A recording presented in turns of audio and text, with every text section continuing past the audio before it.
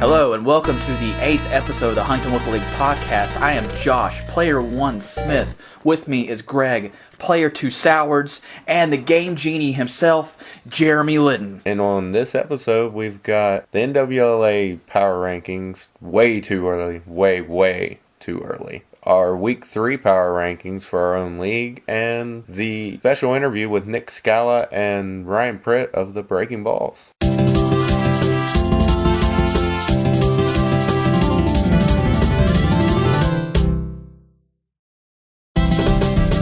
Well, guys, the 2014 season is finally here. 7 episodes of recording and waiting. A bitter winter. Tumultuous spring training with crazy weather. We played in the snow a few weeks ago. We are 2 weeks deep into the season, so let's talk about it. First things first, I want to talk about, it has nothing to do with business in our league. I read an article a couple days ago. I was on the Facebook. Have you heard of it? And I saw this link on the NWLA Facebook page of an article written by Carlos Cappuccino, I think was his name. And he had a way too early power rankings article of the 16 NWLA teams. And guess who was ranked 16th of 16? WSEM. No. Guess again. That Washington League. No. Was it any of the 3 teams that haven't participated in the tournament yet and have just now gotten bids for the first time ever? No, it was not. They won the Dangerfield last year. It wasn't McQuan. It wasn't Griffball. It wasn't Susquehanna. It wasn't any of these new teams. It was yours truly, Huntington Wiffle Ball League. Deserved or not? Do we deserve that 16th spot, Greg? Our performance last year, based on it, yes, we absolutely deserve that I think spot. we deserve 20. I don't believe we deserve a ranking, Yeah. but I don't believe the team we played last year, put in that tournament, was even close to the best that we have this year. Yeah. I just remember these power rankings that came out last year. Everyone's coming up with power rankings. We were ranked like in the middle of the pack. Sam Skibby from Skibby Wiffle Ball League, Wiffle Ball Extraordinaire. He does rankings for everything now. Had us ranked pretty low.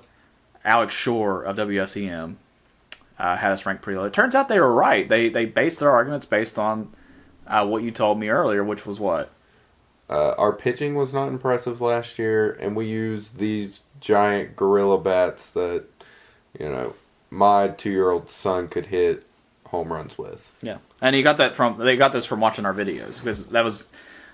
Yes, it's all out there so you can see what we do. I mean, we're nothing if not transparent. So people could see what we had. And it wasn't much. But this year, I'm hoping it's going to be different. So hopefully we will take that 16th way too early power ranking and then shove it. I want to finish middle of the pack this year. I think we should have been 13th. 13th? Yeah, we should have been above the 3 new leagues. Yeah.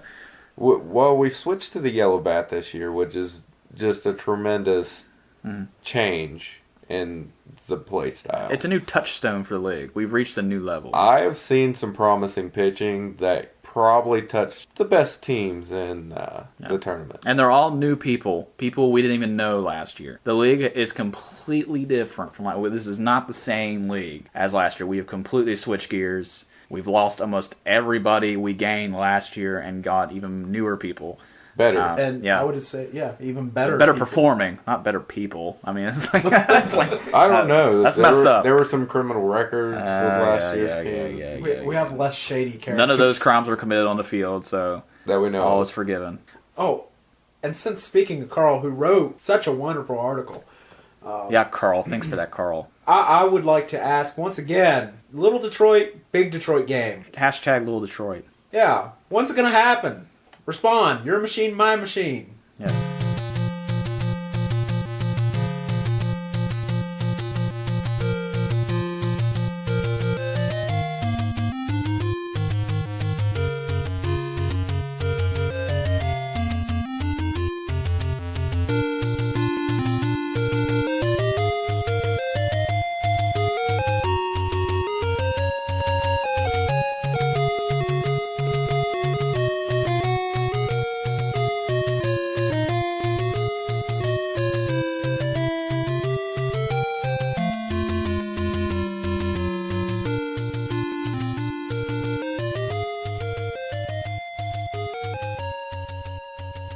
Okay, now we've been talking about these pitching. We've already had 2 no-hitters pitched this year. Stephen Atkins this week threw a no-hitter against Poker Night, and then threw a 1 or 2 hit complete game shutout the next game. Last week, Drew McClellan of Breaking Balls, the team from Charleston, threw a no-hitter the first game and then a combined no-hitter with Ryan Pritt the next game. The team has yet to give up a run, and they've only given up, I think, 2 or 3 hits the whole season so far. They're 4-0. Here are the standings so far.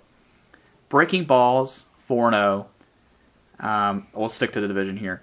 Honey Badgers are 2-2. Wiffle Ballers are 2-2. And Poker Night, respectfully, bringing in a gentleman's 0-4. Okay, other division, we have Sit on My Base. Not only has the best name in the division, but also the best record of 4-0. Wee Willie Wiffle, Team Bag Tag, tied with a 2-2 record. No, Wee Willie Wiffle with a 2-2 record, and then Team Bag Tag and the Green Bears are tied at the bottom with a 1-3 record. Who knew? Oh, wait. Wee Willie Wiffle's ahead of... Yeah, so far. The season is young, my 2 friend. teams. Okay, so, Greg, let's segue to your power rankings. You were actually quite close with your power rankings for this for Week 2's games. Who do you got for Week 3? Let's look at the schedule. Who we got? We got Green Bears versus Bag Tag. Okay, we're on the road. Okay, who's after that? The next game is Wee Willie Wiffle at Sit on My Base. Okay. Wiffle Ballers at Badgers. Breaking Balls at Poker Night. Okay, so who do you have for Green Bears at Bag Tag? I have a sweep for the Green Bears. Wow, that's bold. I think it's going to be 1-1, Greg. You think it's going to be a split? I think it'll be a split. I think it's going to be a split, too. I think we'll be lucky to catch I think one game of them I happen. think so far, looking at most of the teams, it takes like one game to really warm up against a team, and then you see the team come ahead. They still have yet to find their rhythm pitching. I don't really know who, like, the one is on their team yet. So that's really the only advantage I'm really seeing for the Green Bears there. Okay, next matchup. Wee Willie Wiffle at Sit on My Base. What do you got? I've got a split. I think that Pat will come out and probably pitch their first game, and Sit on My Base will get ahead early, and then in the second game he'll probably pitch Nick, and Nick's pretty dominant pitcher, and he'll just take the ball from there. What do you think, Jeremy? You got a stake in this. For those of you who have not heard yet, Jeremy was going to be our media director this year, but he actually got picked. Originally as a substitute, but is actually a full-time roster member on Wee Willie and Wiffle. assistant captain now. Wow, you're the co-captain. Yeah, wow. I've risen up. He's really moving quick. up. Maybe you should rise. Okay, so what do you think? pick, Split or sweep one way or I'm the other? going to agree. I think Pat's attitude was sort of very negative about Sit on My Base. I think that may affect us in that first game. I think if we follow the same pattern, when Nick gets in there and we get a stride, we can do very well against Sit on My Base. I think a split as well. Both teams are still struggling to find their voice when it comes to pitching and working as one. Jeremy Westcott seems to be the main pitcher for their team. We played the Green Bears, played a 2-game series against them during Week 1. He's still learning a lot, but he's got some pretty good velocity. He's just a good all-around pitcher. I'm pretty sure it was Jeremy that pitched it. And then Nick is obviously your go-to pitcher, but he's still struggling with some accuracy. Jacob is struggling with some accuracy. Pat's doing pretty good, but both teams really need. They got good pitchers, but they still need some work. Right. If they're wanting to. If Nick can just raise his balls up a little bit. Yeah. By about 6 inches. I think both of these teams are evenly matched. So, Greg, I think I agree with the split. What's next? Next, we got Ballers and Badgers. I've got a split for that series as well. 2 very dominant pitchers pitching, and then we know we'll pitch in these 2 games. Stephen Atkins, I believe, is quoted as, "My team doesn't need another pitcher." Wow. He talks the talk, but he walks it. Okay, I think these 2 teams have a lot in common. Their pitching outweighs their offensive capabilities. I do think the Wiffle Ballers have a more powerful offense. Tim Wilson is just a great hitter. I don't know, just see more experience on the offensive front. But you never can tell with someone like Paul Hesson. He'll just get a hot bat and just start jacking home runs. But I think it's unlikely against Stephen Atkins. Stephen, we know for sure, has the stamina to pitch 2 complete games. Hopefully they don't go into extras. Otherwise, we don't know what's going to happen. Here's a deciding factor I think is going to be in that series. Josh Belichick actually has a go-to number 2 pitcher, something he's never had before, and that's Paul Hesson. Paul came in during the Breaking Balls series this week and actually was throwing just as hard as Josh. And Josh throws just as hard as Steven. So if it comes down to stamina, I may go with the Honey Badgers with a sweep on this. But I think the offense maybe can push this to a split. I'm in total agreement. I think... I don't know. That's not my team. Who cares? I don't know. Well, precisely. I think the knee braces will pull the Honey Badgers ahead. The spirit of the luck of the brace. The luck of the brace. Yes. Okay. All right. Last matchup. Who is it? Breaking Balls at Poker Night. Okay. Sorry, Poker Night. I've got the sweep for Breaking Balls. We did hear tonight that there will be a different pitcher pitching at least one of their games. Yeah. They're going to give Drew a game off. You'll hear more about that in the interview that we're going to have subsequently later.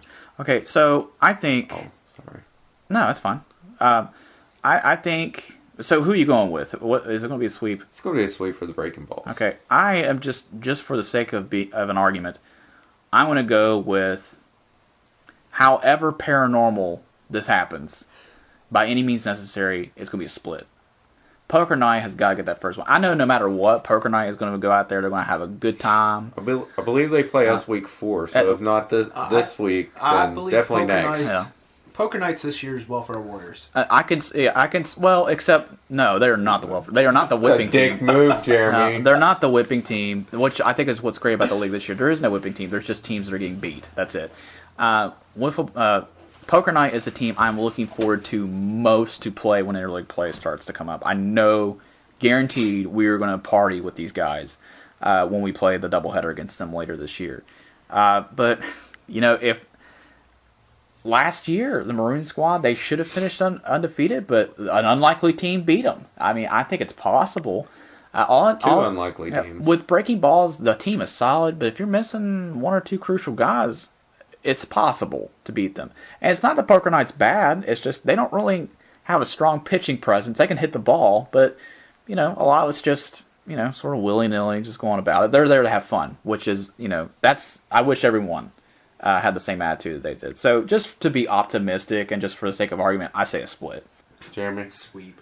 Who's sweeping who here? Oh, Breaking Balls. Oh, I thought you were going to say Poker Night. They are going to smoke them like blue meth. Speaking of blue meth, we'll be interviewing special guests Ryan Pritt and Nick Scala, captain and co-captain of the Breaking Balls, when we come back.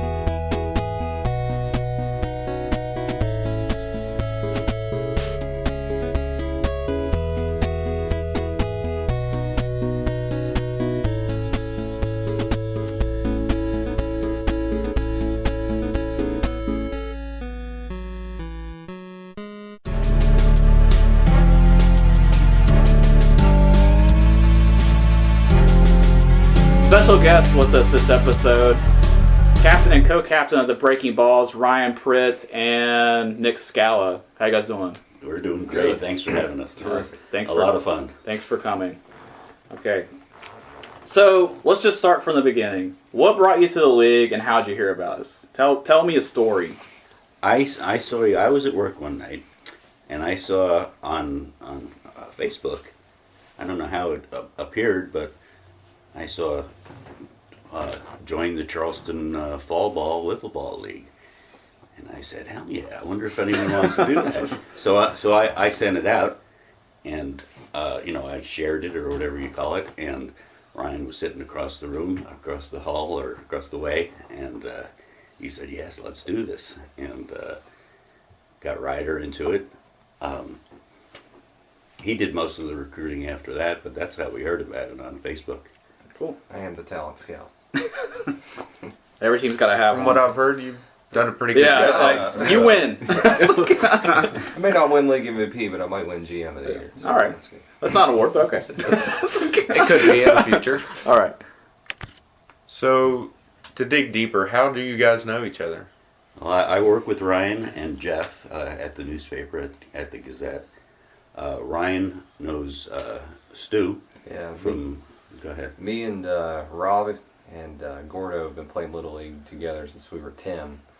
And when we were in the 9th grade, Drew came to Nitro, and we all played high school baseball and did a lot of other shenanigans together growing up. So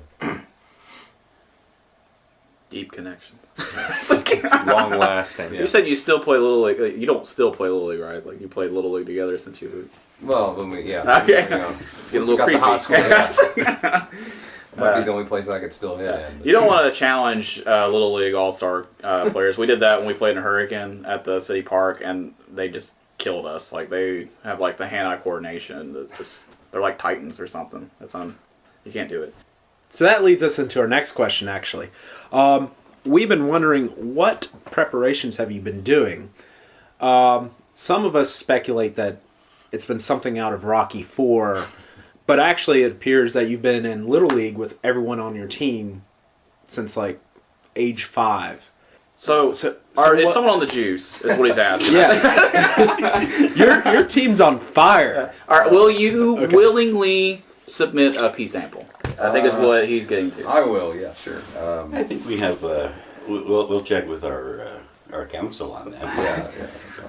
To get the team's personal trainer to... Oh, so actually getting back to the question, what preparations have you done for this season? We started, it was about mid-January probably. Well, McClanahan is the assistant principal at Nitro. His So father, he has access to the gym, and he said, "Come on over, let's do this." And every Sunday from then until season started. yeah, pretty right much. until the first week. I think it really paid off because... You think? Well, the reason I say that, especially with Drew, I think the first few weeks we would play simulated games, and I would throw for one team and he would throw for the other. So you're both getting a good amount of And we practice. were pretty even right up until about the last 2 weeks, and Drew really started to find how to throw hard and still throw strikes, and I think the first couple weeks you've seen that pretty much. Yeah, I had a harder time hitting you than I did him, but maybe he was easing up. But a lot of pitching work. A lot of it was getting used to the bat. Right. Right. You guys are used to using those big black ones we used. Well, Out of Charleston. for the one month, yeah. Yeah. So, but yeah, it was a big transition, and I don't know. I couldn't sense any improvement as we were going because I think because the pitching got better. Yeah, I mean we would play extra innings 0-0 games about every week. Yeah. There was absolutely no conditioning work either, so that was good. Well, the only way yourself. the only way you can really improve pitching is just to keep doing it. We found is practice all you want. You're going to get different results, and it really depends on the weather. That's one thing I think that really helped Drew in particular. I haven't gotten a chance to watch you pitch that much, and I've only seen a little bit of video. Drew seems to throw more, Oh yeah. because if you're throwing so fast, there is going to be like a moment where the ball is just like, I'm just heading there fast as hell. I don't have time to, float around. Yours had a little more movement on it. Yeah, he's definitely a more fastball pitcher. Than How I fast am. do you think he pitches? Like if you had to guess, like a ballpark mile per hour. I think when we were, he used to be able to throw a baseball in the mid to high 80s. So I don't know how that transfers. Maybe touching 80, safely to say, I like would conservative say. figure. He really gets on one. Yeah. It's pretty fast. But Steven probably pitches. Is there just as there fast. any limitation? I mean, No, called we're a medium. We're a fast. medium fast pitch. That It's means- medium too fast. I mean, you throw as hard as you want. Okay. So we just put medium because we got some guys that go like, woo, and it's like Check your watch. Don't make fun of He'll me. come back. But you're not the only one. He's Don't got make his fun of me. Yeah, Greg's got his specialty pitch. He calls strike three. He Hey, if I hit the strike zone, hasn't worked yet, but it's early. I haven't tried. Yeah, it's early this season. Oh, I got know- through one. All I know about pitching is I can't hit it. Well, I can already tell we haven't even played it. Like, we haven't played Honey Badgers, we haven't played Breaking Balls, and we haven't played Wiffle Ballers. We have played Wee Willie Wiffle. Nick's a top tier pitcher. People are going to have their hands full when they play him. But we haven't even played the best, and we're already having struggling issues with hitting the ball. See, I like that too because I feel like we've played some pretty tough. You pretty probably tough played the best in competition right your out of the gate. division. Yeah, that's the way it happened. That I goes did well. not do that on Well, purpose. I like it. Yeah. I mean, you gotta. Still, I think your division actually, you have a little bit of breathing room. Our division, everyone's around the same type of Level. skill. I mean, we're all pretty much the same level. I don't know, Josh. I Yeah. think Wee Willie Wiffle is far superior. We split a series. I want to say You split two series. What are you talking about? You're You're about equal with everyone else, like Josh said. You guys, it's pretty much the same thing until you get to poker night. Poker night's still finding their 2-2 their to groove. 3-1. They'll probably benefit from 1-3. interleague play halfway Right. through the season, but until then, it's looking like whoever can pitch and hold out and get lucky enough to hit a ball. It'll all come down to just who can make the right contact. Getting 4 singles in a row is just not going to happen. Small ball is Yeah. not involved. Small ball's not Unless Josh is fielding. Oh, that's why Then you you're just, gonna. then Then you just you're let me gonna- pitch. Just let me pitch. I don't have to You worry can about have the him fielding. 7. I was Yeah. going to ask you, has there been a double yet this year in any game? I don't know, but Burley's the one to watch. He will stretch it into a double. And bag tag, they will take advantage if you're not paying attention. And Jacob Dunkel on Wee Willie Wiffle, he will still home in a heartbeat if you're He not will on a mound. slide. Yeah, and he will slide. It's like Head first. And I had a guy had first slot in to second on the other team yesterday.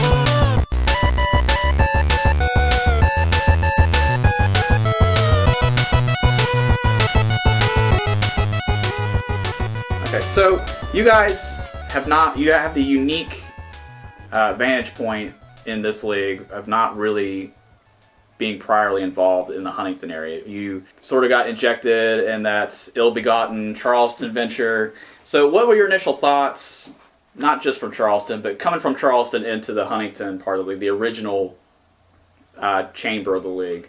What do you think? I like it. You know, most everyone we've met down there have been pretty cool people. You know, I know you guys had the issue with the one game, but like I told you last week, we haven't had any issues. Everyone's been nice. Games have been good. I mean, our games have been competitive, really competitive. I mean, it had an 8-inning game yesterday and another game that got decided in the 5th. And the week before that, I think we scored 5 runs and 4 of them were on the same guy's home runs. So I mean, it could have went either way. So yeah, I like it so far. It's been good. I Can't wait was to get him down curious. there. I was curious to see, and I still haven't seen it because I haven't been in any games. But curious to see the level of competition. Having the only team we played was you guys last year, pretty much, right? Yeah. And not that you guys weren't good, but Oh, it's okay. We suck. We were terrible. It's like, but just I was curious because I knew we had some, guys that were not far from being, pretty good athletes. Right. And I was wondering if there was going to be, some pretty good players. And judging by the first couple of weeks, yeah, there's a lot of good players. for us to just sort of be just taking people as they come, the amount of parity between the teams so far is like shocking. Like there's not really any, like last year we had the teams that were obviously like, we picked the two teams like after week 1 who were going to go to the championship, and they did. And then we had a couple whipping teams. I don't really see any obvious whipping teams. The standings are going to be hopefully tight.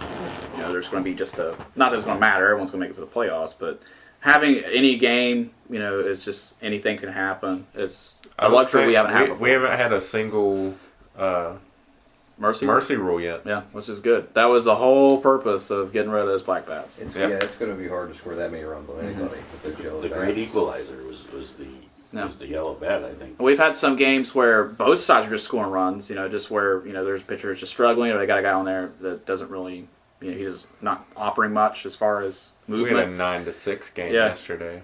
Or just things happen. Just, a couple home runs are hit, and there happens to be people on the bases. It can happen really quick. But so I know you guys are 4-0. So how do you think the rest of your season's going to go, and how do you think it's going to play out? I think if we've got everyone there, we'll be competitive with anyone. I know we've got a couple guys missing in a couple weeks. Gordo's got a son that plays Little League. He's their coach, so it could be any week he could miss. And obviously, he's got to get a priority. Yeah. Wiffle ball, I tell children, everything else. Job. Yeah, job. Trust me, you're preaching to the choir. Yeah, but I think when we're full strength, we'll be tough for just about anyone, especially while Drew's in the strike zone and Gordo's hitting bombs. It's pretty much those do help. It's pretty much the recipe for success to us so far. So, do you have a team you're looking forward to the most that you haven't played yet that you want to play? You guys. Why? I was kidding. Do you want that mercy rule? It's just flirting with us now. No, because you guys are pretty much the only ones we know, and Greg was the only one that didn't pick us to win the division in the preseason podcast. So. Sounds like who did I pick? Who didn't? It's like it's his first time of summer camp, and we're that neighbor he didn't really know that well, but it's like we rode the same bus, so there's a connection. I hope we cabin together. Oh man. No, actually, to be honest, the two teams we played already, I look forward to seeing them again too. I think those will be pretty competitive games throughout the rest of the year. So. Now, of the two teams you have played, who do you want to see again the most? Honey Badgers or Wiffle Ballers? What's it going to be? I would say last night's team was probably the better of the two, or am I wrong? I wasn't there again, so I don't know. The games were closer. I don't think you had any extra inning games against the Wiffle Ballers. Yeah, there was a whole lot more bullshitting and just fun conversation the first week. I think those guys were cool. Ronnie is very. He has very colorful ways of putting things. I watched a little bit of their game versus Poker Night last night. It was just insane the amount of traffic. Field, and one of the wiffle ballers started yelling at Gordon when he had a home run. Like they stopped the game to watch his at bat. So those guys were pretty cool. Well, I went over there during the bottom of the 5th when the Poker Night was still up, and I was like, "You guys almost finished?" He's like. It was Scott. He's like, "Yeah, but you can go ahead and take down the fence. We're not going to need it. We're just going to wrap this up and strike out a couple of times." It's like, we can't hit it. Yeah, so that's they hit that one hit all night. We actually talked about that. Yeah, we sent Jeremy down to take it down early. Poker Night knows how to take it in stride. They struggled during fall ball, but it's like a badge of honor for them, which is why I like when they said they were coming back. I was just like. Yes. Yeah, see, that's kind of, we're competitive, but then we'll joke around and bullshit, too. If, every team was as competitive as Poker Night, it would just be insane. Yeah, so, should be, look forward to seeing both of those. I think both of those teams will be good to the end, probably, so. Cool. What about you, Nick? Having not actually taken it at bat yet, what are you looking forward to? Getting back out there. No, I'm just looking forward to playing again. We have a situation at work where either me or Jeff had to work. No, we couldn't both be off at the same time. Right. So So Jeff is the better player. Is that- Yeah, and I He said something about there was a new program and you were still learning how to use it or something. exactly. Yeah. And He had air quotes when he did it. I was like, what? What was that? well, I was the least indispensable of anyone on the team, so I kind of told our boss that okay, I'll take So first. so you have your priorities Yeah. straight. You're, He's taking one for the team. yeah. Yeah. But yeah, He's like, sure, yeah. No one can quite match the the pitch selection and the athleticism of Ryder at the top of the lineup. So Right. I think it's kind of important to have on the team. So Oh, man. I saw there was a play during your game last night where he was between first and second base, and Ariel fielded the ball. yeah, Which I want to say something about this. And he looked confused that why he was out. We recently had a rule change, which I guess he was not aware of yet, because you're on the captain's thread, not Jeff. Which you can add anybody to the captain's thread if you know how to add people to. If you have a co-captain or you want to add your mom, whatever, I don't care. Just keep her quiet. It's official business. can't So, comment on that. Yeah. That wouldn't be good. Okay, so, but there were some rules that just the language was just odd. Like there was really no defense for fielders. You know, how they would be able to do their job. The original rule was you just have to yield the runners the right of way, and it didn't say even if you had the ball. So we said if we can't just have a fielder sitting there like setting a pick. Just to obstruct the runner, unless you're fielding the ball or going to make a play of the ball. If you're going to tag him or something, they reserve the right to make the play, wherever that's going to be. Especially since the base pass from first to second to third are really diamond. You know, it's a rhombus. You know, there's a baseball diamond, and there's a rhombus. I mean, it's very sharp. When you're turning second, you gotta go. If there's a little bit of dew on the Video ground, game there's going to cut. be. Yeah, you're marching. You know, you're just cutting that corner big time. But he looked to be confused in it, and then there was another rule where somebody they left third base outside the box, but they had to tag up, and then they were like, "Do they still reserve the right to tag up?" I'm like, "Yeah, they still have to tag up." But then if they relieve the box, then yeah, I mean, you reserve that right to take that risk or whatever. But there's a few rules like that we still got to sand out, you know, and there might be a couple more rules left where we may just have to maybe fine tune the language a little bit. But this is last year we just said fuck it. The rules are the rules. We're just going to ride it out, you know, till the end of the see what year. happens. There Yeah. wasn't as much competition. No, with people were them just and- more like, whatever, I don't care. Yeah. I like the competition though. Yeah, it's what's necessary to get us to the next step or whatever, which is signing Cubans, you know, and all that. You know, Me and you getting paid for this. Yeah. What we do. yeah, it's never mind. Like I said, I've got a bunch of people that come to me that want to play. You know what I Some would- of them are good players, athletes, and such. I mean, you could probably have 2 or 3 teams of just people I know next year that are. I had good intentions with the Charleston venture. It's just we only got like one team. There was a guy from Madison that tried to start his own league a few years ago, and he said he was going to get a team together. And it was basically like, my wife won't let me, and I was like, that's weak. She won't let me come outside. I was like, well, you got some problems. My But wife won't let me. yeah, it's like you know you can do whatever you want, right? It's like you're just going to play ball. You're not going to like hit the town or whatever. So Oh, and something to keep an eye on in the future. Gordo's got a 6-year-old son that hits the ball farther than any. really, Oh yeah. yeah. Nick saw it in practice. He's in our minor league system, you know, developing. And, Great, they have a minor league. Yeah, right. We just have a minor on our team. If I hear any Estevez or any like Tildes mentioned, I'm gonna be like, no, No, pull the cord now. We're going to the Asian market now. Yeah. Oh, okay. Yeah. But Masahiro Tanaka today. Yeah. what I would 8 love, innings, 10 Ks, 2 bunt hits, Nice. walked 1. Nice. what I love more than anything, and it's really the only thing that separates us from Wolfville and Southeast Michigan, is each team. They all play in the Detroit metro area. Some of them from almost in Toledo all the way to above Detroit. That covers like 8 counties or something like that. Yeah, what's up? Yeah, but their counties are smaller, so it's not really that big of a deal. At least Detroit sucks. I mean, but where we have you guys coming from Charleston, if there's more guys, they're probably from like somewhere between like Cross Lanes, Montgomery, somewhere in the Kanawha Valley area, and then we got people that drive from South Point like the wiffle ballers, and then people drive from Ashland. If we could have like teams that specifically binded together by location, which is what they do already on their own organically. If we could find a way to, because building your own field, I mean, you've seen us set up, you've been tearing it down yourself. It's so easy. Mm-hmm.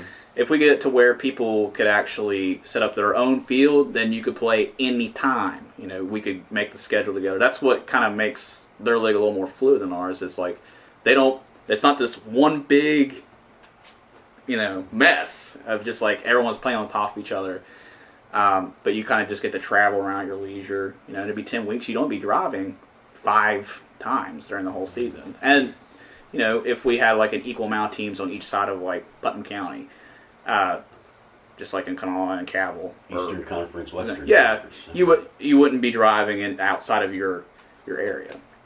I mean, it'd be pretty easy to do. It'd cut costs too, because some people wouldn't need a fence because they just use an existing fence somewhere else, or they work something out with a park, or they know somebody. Or you could play in a gym, or Nitro. It's so hard to figure out what's a home run in that gym. Yeah. I mean, you hit the ceiling and it's... Yeah. We always just did as an out, or we played off of it. I asked McClanahan if he would either raise the ceiling or lower the floor. Make it happen. Call the school board. But that's really the big goal I have in mind one day is like everyone could have their own home field or whatever. Then there really would be an advantage and disadvantage to being a home and away. Yeah. I mean, it's realistic, but I don't know if I'll ever get to that. I like point. this idea. You know why? Why? Clean up my van. Yeah. He's got like 4 kids. It's like, and he can't take them anywhere until all that crap. By the is way, taken out. if anyone out there has a conversion van for sale for $500 or less, we are in the market. Yes. Call 555. Yeah. And I'm not buying it. It's okay. I spent enough money. Just hit us up at Twitter. Yeah.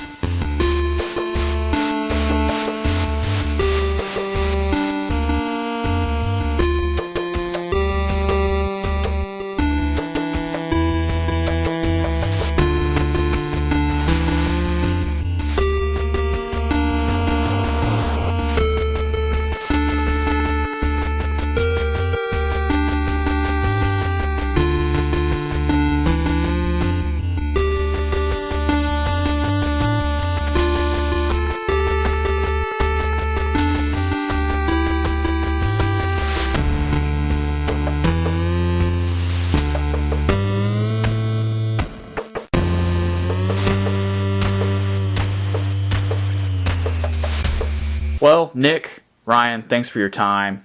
I know it was probably busy for you, but thanks for coming by and let us interview you for the podcast. Thanks for having us.